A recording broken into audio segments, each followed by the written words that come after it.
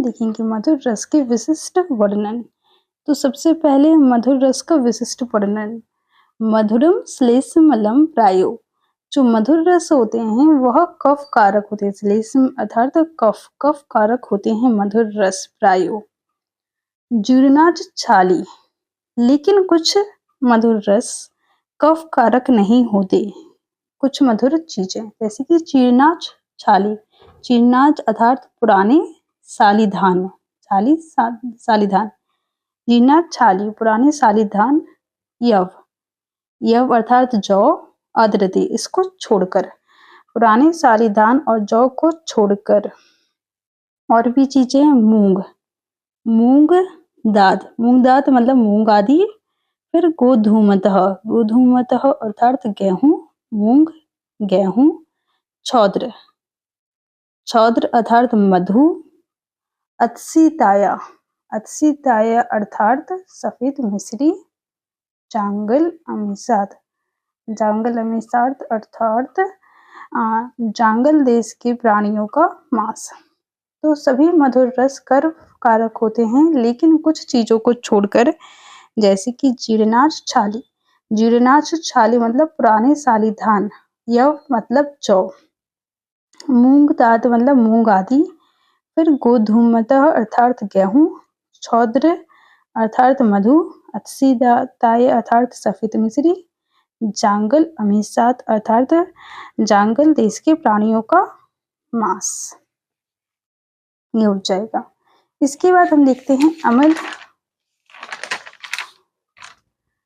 अम्ल रस के विशिष्ट वर्णन। इसके बाद हम देखते हैं अम्ल रस का विशिष्ट वर्णन। इसमें आ जाएगा प्रायो अम्लम पित्त जननम। सभी जो अम्ल रस होते हैं वह पित्त कारक होते हैं। प्रायो अम्लम पित्त जननम। सभी अम्ल द्रव्य पित्त कारक होते हैं। मतलब उससे पित्त बढ़ता है। लेकिन सिर्फ इसको छोड़कर दाड़िम अर्थात खट्टे अनारदाना और अम्लक अर्थात आंवला। दाड़िम मतलब खट्टे अनारदाने और आंवला को छोड़कर सभी अम्ल द्रव्य पित्त कारक होते हैं। इसके बाद है अपथ्यम लवणम। जो लवण होता है वो अहित कारक होता है। अपथ्यम अर्थात अहित कारक होता है। प्राय मतलब ज्यादातर जो लवण रस होता है वो अहित कारक होता है। किसके लिए? प्राय सिर्फ चक्षुषो मतलब आंखों के लिए अहित कारक होता है। अन्यत्र किसको छोड़कर? सैंधवाद अर्थात सैंधा नमक को छोड़कर सभी लवण रस क्या होते हैं? अपथ्य होते हैं। केवल नमक को छोड़कर सभी अम्ल रस अपथ्य होते हैं, सैंधा नमक को छोड़कर। इसके बाद देखते हैं तिक्तम कटु च भूष्टम अवरस्यम।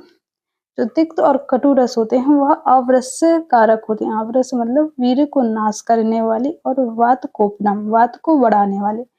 तिक्त और कटु वीर्य को नाश करने वाले और वात को बढ़ाने वाले होते हैं। प्रति किसको छोड़कर? लेकिन अमृता। कुछ तिक्त रस है, जैसे तिक्त रस में अमृता आ गया अर्थात गुरुच। पटोली अर्थात परवल। तिक्त रस जैसे कि गुरुच और परवल को छोड़कर सभी कैसे होते हैं? वात को बढ़ाने वाले और वीर्यनाशक होते हैं।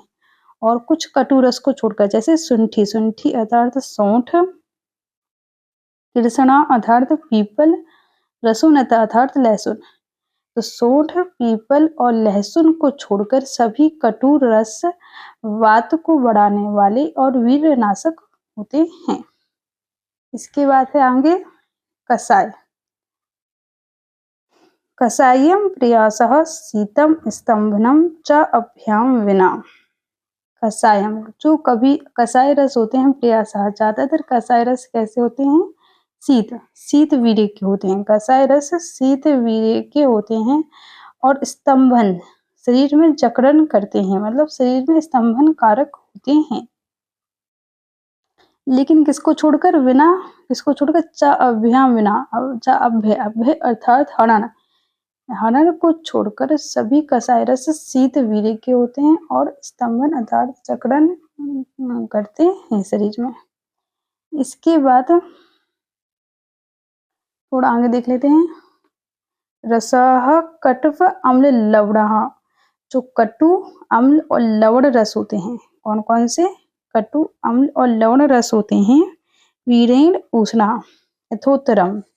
मतलब इस वीरेण उष्णा मतलब ये उष्ण वीर्य के होते हैं। कौन कौन से? कटु अम्ल और लवण रस उष्ण वीर्य के होते हैं यथोत्तरम। मतलब सबसे ज्यादा, मतलब सबसे पहले उष्ण वीर्य का कौन होता है? कटु। उससे ज्यादा उष्ण वीर्य का अम्ल होता है और उससे ज्यादा उष्ण वीर्य का लवण होता है। तो सबसे ज्यादा उष्ण वीर्य का लवण रस होता है। तिक्तम कषायो मधुरस्तद वदेव च शीतला। तिक्त कषाय और मधुर रस शीत वीर्य के होते हैं। तिक्त रस शीत वीर्य का होता है, लेकिन उससे ज्यादा शीत वीर्य कषाय उससे ज्यादा शीत वीर्य का होता है और मधुर रस सबसे ज्यादा शीत वीर्य का होता है। इसके बाद नेक्स्ट है